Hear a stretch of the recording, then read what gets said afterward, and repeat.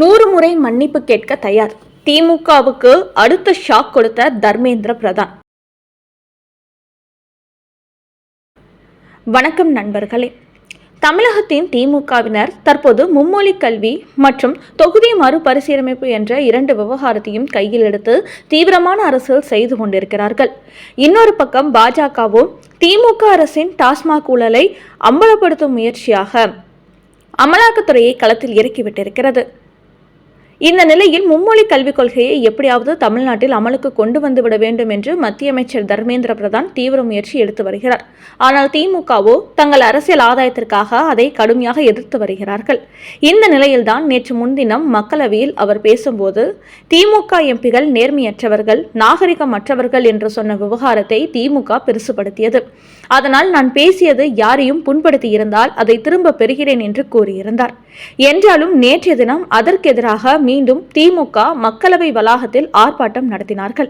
பின்னர் மக்களவையில் மீண்டும் பேசும்போது நான் பேசியது உங்களது மனதை புண்படுத்தி இருந்தால் 1 முறை அல்ல 100 முறை கூட மன்னிப்பு கேட்க தான் தயாராக இருக்கிறேன் என்று பேசிய தர்மேந்திர பிரதான், மும்மொழி கல்வி மூலம் ஹிந்தியை திணிப்பதற்கு மத்திய அரசு முயற்சிக்கவில்லை. அந்தந்த மாநில மொழிகளை வளர்ப்பதற்காகத்தான் முயற்சி செய்கிறது. தமிழை பிரதமர் மோடி நேசிக்கிறார், நானும் நேசிக்கிறேன். நாங்கள் யாரும் தமிழுக்கு எதிரி அல்ல, தமிழை வளர்க்க வேண்டும் என்றுதான் ஆசைப்படுகிறோம். மேலும் ஆந்திரா முதலமைச்சர் சந்திரபாபு நாயுடு ஆந்திரா மாநிலத்தில் 10 மொழிகளை படிப்பதற்கு அங்குள்ள மாணவ மாணவிகளை ஊக்கப்படுத்த போவதாக தெரிவித்திருக்கிறார். இதுபோன்று பல மாநில முதலமைச்சர்கள் இந்த மும்மொழி கல்விக் கொள்கையை ஆதரித்து வருகிறார்கள். அப்படி இருக்கும்போது தமிழ்நாட்டில் மட்டும் இதற்கு எதிர்ப்பு தெரிவிப்பது ஏன்? அரசியல் செய்வது தப்பில்லை, ஆனால் மாணவ மாணவிகளின் எதிர்காலத்தோடு விளையாடக்கூடாது என்று மீண்டும் தமிழக எம்பிகள் மத்தியில் ஆவேசமாக பேசியிருக்கிறார் மத்திய அமைச்சர் தர்மேந்திர பிரதான். அடுத்த செய்தி, மு.க. ஸ்டாலின் கனிமொழியின் பச்சை பொய் அம்பலம். முக்கிய கடிதத்தை வெளியிட்டு அதிர்ச்சி கொடுத்த தர்மேந்திர பிரதான்.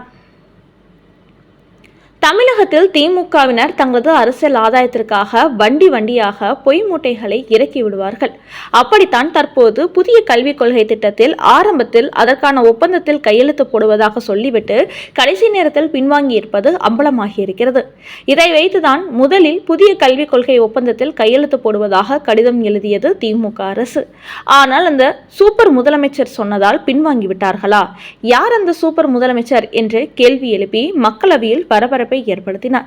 ஆனால் அதற்கு கனிமொழி அவருக்கு பதில் கொடுக்கும்போது, நாங்கள் எந்த ஒரு இடத்திலும் புதிய கல்விக் கொள்கையை ஆதரிப்பதாக மத்திய அரசுக்கு கடிதம் எழுதவே இல்லை என்று காரசாரமாக பேசினார். இந்நிலையில்தான் நேற்று இரவு தன்னுடைய எக்ஸ் பக்கத்தில் புதிய கல்விக் கொள்கை என்ற PM ஸ்ரீ கல்விக் கொள்கைக்கான ஒப்புதல் சம்பந்தமாக கடந்த 2024 ஆண்டு மார்ச் 15ஆம் தேதி தனக்கு திமுக அரசு எழுதிய கடிதத்தை வெளியிட்டுள்ளார் தர்மேந்திர பிரதான். இது திமுகவுக்கு கடுமையான அதிர்ச்சியை கொடுத்திருக்கிறது. அதோடு திமுகவினர் இந்த விஷயத்தில் ஆவேசமாக பேசியதை பார்த்து மத்திய அமைச்சர் தான் பொய் சொல்கிறாரோ என்று நினைத்தவர்கள் கூட இப்போது அது குறித்து திமுக அனுப்பிய கடிதத்தை அவர் வெளியிட்ட அடுத்து திமுகவினர் எப்பேற்பட்ட பயங்கரமான அரசியல்வாதிகள் என்பதை கண்டு அதிர்ந்து நிற்கிறார்கள். அதோடு தர்மேந்திர பிரதான் எக்ஸ் பக்கத்தில் வெளியிட்டுள்ள பதிவில் தமிழக முதலமைச்சர் மு.க. ஸ்டாலின் மக்களவையை நான் தவறாக நடத்துவதாக குற்றம் சாட்டியிருந்தார். ஆனால் லோக்சபாவில் நான் பேசிய பேச்சில் உறுதியாக இருக்கிறேன். தமிழக முதலமைச்சரும் திமுக எம்பிகளும் இன்னும் எவ்வளவு வேண்டுமானாலும் பொய்களை சொல்லிக் கொண்டே போகட்டும். ஆனால் இவர்கள் கடந்த ஆண்டு இந்த கல்விக் கொள்கையை ஏற்பதாக சொல்லி கடிதம் எழுதியது உண்மை என்பதை வெளிப்படுத்ததான் இந்த கடிதத்தை வெளியிட்டுள்ளேன். அதன் பிறகுதான் இவர்களுக்கு புதிய கல்விக் கொள்கைக்கான நிதி வழங்கப்பட்டது. அதைத்தான் இதற்கு முன்பு நிதி வழங்கினீர்கள், திடீரென்று நிறுத்தியது ஏன் என்று மு.க. ஸ்டாலின் கேள்வி கேட்கிறார். கடந்த ஆண்டு இந்த கல்விக் கொள்கையை ஏற்பதாக அவர்கள் கடிதம் மூலம் தெரிவித்த பிறகுதான் நிதியை கொடுக்க ஆரம்பித்தோம். இப்போது ஏற்க மறுப்பதால் நிதி கொடுப்பதை நிறுத்திவிட்டோம் என்று சொல்லி கடித ஆதாரத்தை வெளியிட்டு திமுகவின் வாயடைக்க வைத்திருக்கிறார் மத்திய அமைச்சர் தர்மேந்திர பிரதான். அந்த கடிதத்தை கோட்டையிலிருந்து சிவதாஸ் மீனா அனுப்பியுள்ளார். மேலும் பிரச்சனைகளை திசை திருப்புவதற்காக தங்களது வசதிக்கேற்ப இவர்கள் உண்மைகளை எல்லாம் மறைத்து அரசியல் செய்கிறார்கள். திமுகவின் இந்த செயல்பாட்டால் தமிழக மாணவர்களின் எதிர்காலம் பெரிய பாதிப்புக்கு உள்ளாகும் என்று கூறியிருக்கும் அவர், தமிழ்நாட்டில் தமிழுக்கு முக்கியத்துவம் கொடுப்பதாக கூறுகிறார்கள். ஆனால் ஒவ்வொரு ஆண்டும் தமிழ்நாட்டில் தமிழ் பயிலும் மாணவர்கள் எண்ணிக்கை பெரிய அளவில் குறைந்து கொண்டே வருகிறது என்று சொல்லி அது குறித்த ஒரு டேட்டாவையும் வெளியிட்டுள்ளார். அதில் 2018-19 ஆண்டுகளில் தமிழ்நாட்டில் 65.87 லட்சம் பேர் தமிழ் வழி கல்வி படித்தார்கள். ஆனால் 5 ஆண்டுகளுக்கு பிறகு பார்த்தால் அதில் 19 லட்சம் மாணவர்கள் எண்ணிக்கை குறைந்திருக்கிறது. அந்த வகையில் தமிழ்நாட்டில் 33% பேர் மட்டுமே தமிழ் படிக்கிறார்கள். 67% பேர் ஆங்கில வழிக்கு மாறிவிட்டார்கள். அரசு பள்ளிகளில் ஆங்கிலம் படிக்கும் மாணவர்களின் எண்ணிக்கை கூட 5 ஆண்டுகளில் 3.4 லட்சத்திலிருந்து 17.7 லட்சமாக அதிகரித்திருக்கிறது. அந்த வகையில் தமிழ் வழியில் படிக்கும் மாணவர்களின் எண்ணிக்கை 7.3 லட்சமாக குறைந்திருக்கிறது.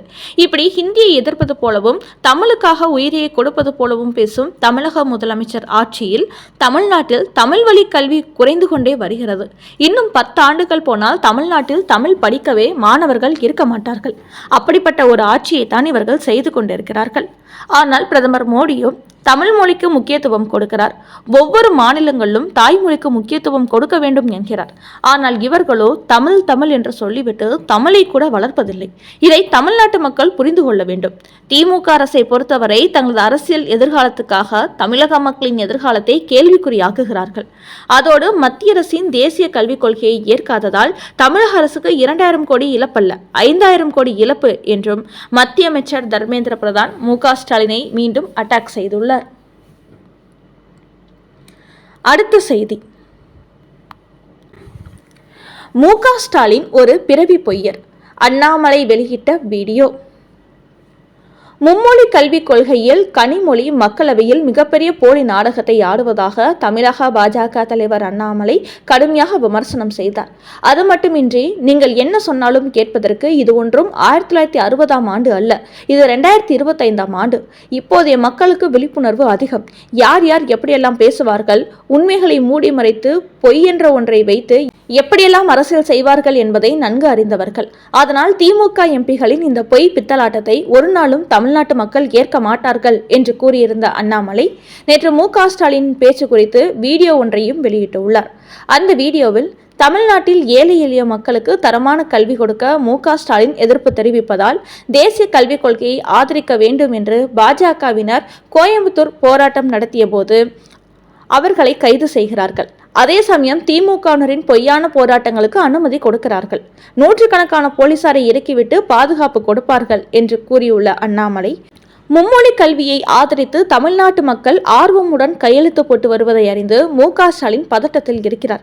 இவர்கள் என்னதான் புதிய கல்விக் கொள்கைக்கு எதிராக தடை கற்களை போட்டாலும் அந்த தடையை எல்லாம் உடைத்து எறிந்துவிட்டு தமிழ்நாட்டில் தேசிய கல்விக் கொள்கையை கொண்டு வந்தே தீர்வோம், அதுவரைக்கும் நாங்கள் ஓய மாட்டோம். இப்போது மு.க. ஸ்டாலினுக்கு எதிராக நாங்கள் செயல்படுவது போன்று கூடிய சீக்கிரமே தமிழ்நாட்டு மக்களும் திமுக அரசுக்கு எதிராக கொந்தளிக்க போகிறார்கள். எங்களுக்கு தரமான தேசிய கல்விக் கொள்கை வேண்டும் என்று திமுகவுக்கு எதிராக கொந்தளிக்க போகிறார்கள். அந்த நாள் நெருங்கிக் கொண்டிருக்கிறது. தமிழ்நாட்டு மக்களின் கோபத்திலிருந்து மு.க. ஸ்டாலின் தப்பிக்கவே முடியாது என்று அண்ணாமலை அந்த வீடியோவில் தெரிவித்திருக்கிறார்.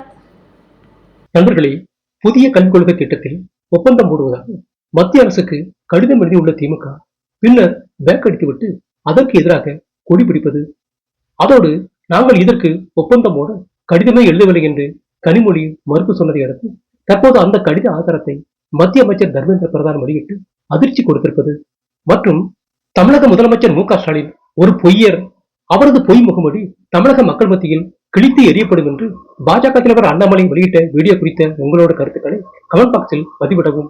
நன்றி, வணக்கம்.